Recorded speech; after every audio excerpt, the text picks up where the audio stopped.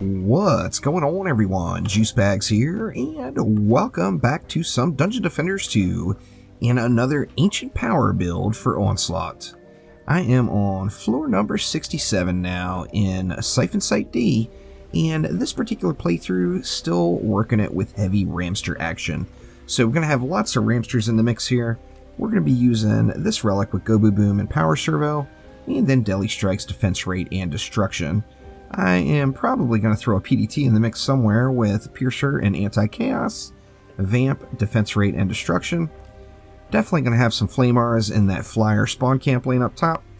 Going to use Anti-Melee and Crit Damage Servo for that, with Deadly Destruction and Defense Rate, and then Lightning Strike Aura with Anti-Melee and Anti-Chaos Servo. I don't think I'm going to use anything else, but let's build it out and see here. Now, first things first, we're starting off with Frost Vanguard Throwers. Having throwers on this lane and trying to use Ramsters is not the most fun, because the throwers will get a little bit uppity on you. So, what I'm going to do is go with the Ramsters like so, and then I am going to have to throw a Reflect Beam down. I don't really have the Reflect Beam set up properly. I'm using a Campaign Relic on it, just to get the purpose of the reflect. So let's go ahead and go like that. That should help out that lane quite a bit. Decisions. Do I want a... I kind of feel like I want a Poison Dart Tower as well back here in the back. So let's go with a PDT right there, just like so. Okay, now over here we've got Omega Squad Theta. This one should be pretty easy just to Ramsterize the whole situation. So let's go ahead and we'll go right straight up spawn camp them. We'll go with 3 Ramsters just right here pointed directly at home base just to see how it goes. And once again, let's throw a PDT in there as well. The thing with Ramsters are they are extremely powerful. However, remember they are AoE damage, so it's always nice to alternate in some harder hitting single target type stuff. Now up top here I do have Winter is here with proximity, plus I've got a flyer lane right below, so this map, every time I do it, I do the same thing. I'm not going to lie. I do that right there. It spawn camps this lane, plus it kills the flyers down below, and it makes for pretty much GG. Now, I think I will put one weapon manufacturer node up top here. Same thing on the Weapon Man. It's in campaign gear. Now, obviously, I got a tricked out Weapon Man relic in campaign gear to help me get the job done here, but let's just go ahead and throw that right there. And then that leaves me 220 left. I think 220, it's going to be a pretty easy choice here. We're going to Ramster the living poo-poo out of this lane right here. And do I have any ranged mobs? I do have Hex Throwers in there. So you know what I'm going to do instead? I'm going to get rid of one Ramster, and I'm going to throw a Reflect Beam in right like so. That's going to leave me 40 left, which will be perfect for a Poison Dart Tower. So let's go ahead and get a Poison Dart Tower in the back just to close the deal. Anyway, what I was saying is Ramsters are super strong, but they are an AoE defense. So they're not designed to do high single target damage. They're designed to clear out crowds, and that they do extremely well. So if you mix in any other high hitting single type target type defense, and you do Ramsters, really Ramsters plus anything else, so to speak. You can do Ramsters and Cannonballs, Ramsters and a Poison Dart Tower, Ramsters and Ballistas, Ramsters and an Earth Shatter, Ramsters and Lightning Strike Auras. I mean, the sky is the limit there. It looks like I got dive bombed here. I better pay attention here for a sec. We got some baddies making the turn here. Gonna need a couple of upgrades up on this top lane here before that lane is gonna be too overly effective. Hopefully this stuff is gonna get wrecked here before I lose anything. Alright, there we go. So a round of ups here will take care of that. Now Ramsters of course get terrible upgrade value.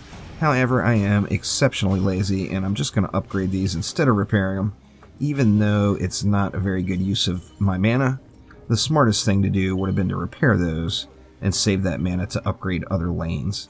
So let's go ahead and get this flyer lane jacked up. I don't want any more unnecessary ugliness with flyers rolling through here. In fact, I'm going to hit these Flamars one more time since there is 38 Frost Orcs rolling out here. And then over here, as I mentioned, Ramsters have terrible upgrade value. So we look at it, it's doing, what, 710,000 attack damage. If I upgrade it once, it only gets an additional 70,000. So about a 10% gain from the upgrade, which is just not really worth. When you compare that to a Poison Dart Tower, it's got 2.57 mil tooltip DPS, one upgrade on it. Oh, it's far more than 10%, as you can tell. So, Ramsters don't get great upgrade scaling. However, there's good to that too, as then the rest of the defenses, anything else in the Ramsters plus anything else, will get upgraded to the roof, and that is going to give you some heavy duty power. Gonna just chillax up here and make sure these Frost Orcs don't hurt me too bad here. I don't want my Ramsters getting dive bombed because my Flamars can't keep up with the Flyers. And that is exactly what happened last wave. That's just a lot of Frost Orcs. And here comes the Cobalt now. Let me just kill it manually myself. There we go. Cobalt's down. And it looks like the rest of the wave will just burn. I don't mind those Flamars getting slowed. But if it stacks up too many, then it's just not going to kill the Flyers. And that's the whole point of that build, is to be able to kill the Flyers. Assassin's getting uppity. And it looks like we have a Plaguing Hawk. Is that down below? Yeah, Plaguing Hawk down below. That shouldn't be a huge issue. Playing around with that table flipper pet. It's so much fun.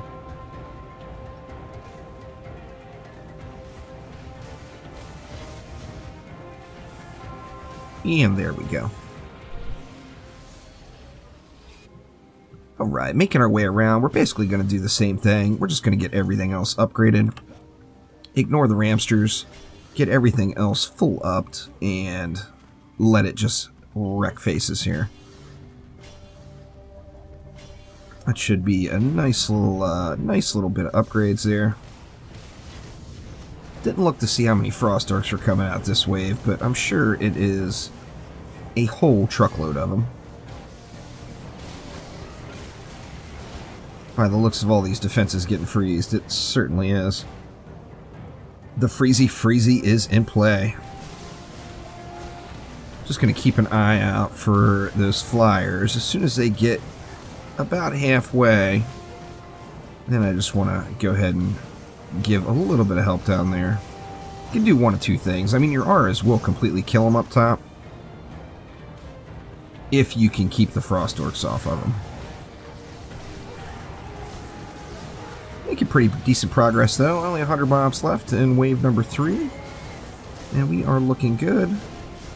I kind of wanted to watch that top lane to see how it was doing. Ooh, we have a Cannon Ogre shooting himself in the face against that Reflect Beam.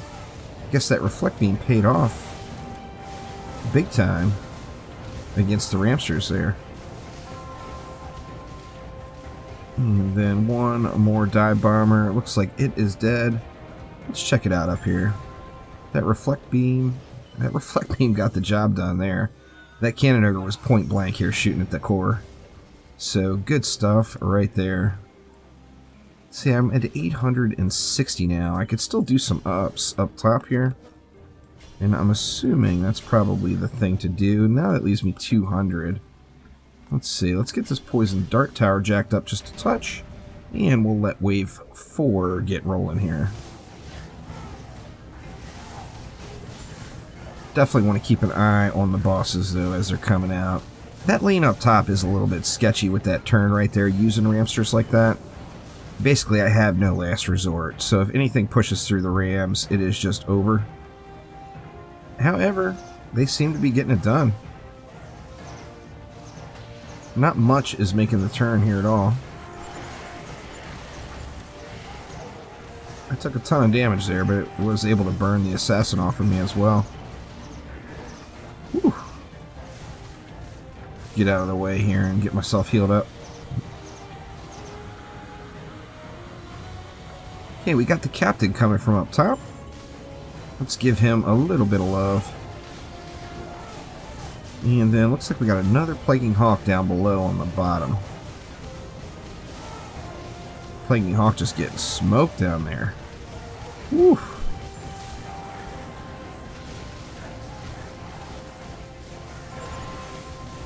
And there's my assassins, and it should be a good game here from now. And as you see, the flyers down below all got wrecked that time. And it's because instead of helping on the flyers, I actually was helping on the flyers by killing the frost orcs in this lane. See, let's get that bad boy jacked up. 300 left. Not much else to do with it. In fact, I think I'll just let it roll here.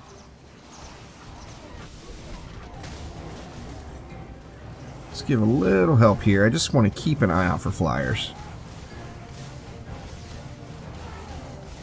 Dungeon Defenders 2, that has been kind of a motto for success for the game ever since the beginning.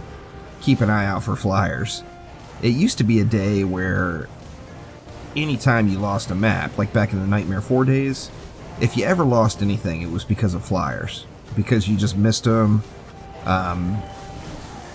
You know, you missed building for them, something happened, you just for some reason didn't kill the flyers. And then even prior to the Nightmare 4 days, in the 25++ days, same thing there. If you lost, it was due to flyers, so always keep an eye out for those flyers, as they can get a little sneaky on you and make things just a touch miserable. Looks like we got a siege roller down there this time on that low lane. So I'm going to have to go down and give it a little bit of attention here. See if we can't get rid of the assassin. Assassin's gone. And can we get behind him? Yeah, looks like it. Perfect. Alright, so there we go. So that was floor 67. Kind of mixed it up on that build, but heavy rams. Ramsters plus anything else for the win. So thank you all so much for watching.